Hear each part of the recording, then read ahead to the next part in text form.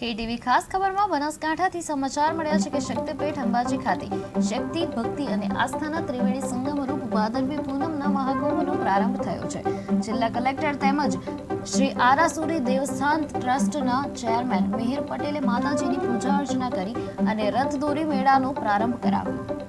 બોલ માડી અંબે જય જય અંબેના ઘોષ સાથે ભક્તિભાવના માહોલમાં શરૂ થયેલા આ 7 દિવસીય મહાકુંભમાં અંદાજે 30 લાખ જેટલા ભાવિકો માતાજીના દર્શન માટે પગપાળા યાત્રા કરી અંબાજી પહોંચશે।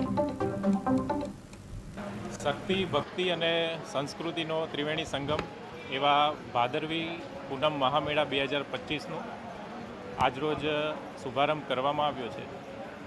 બોલ મારી અંબે જય જય અંબેના નાદ સાથે આગામી 7 દિવસો સુધી સમગ્ર અંબાજી અને આરાસુરી પર્વત ગુંજી ઉઠશે।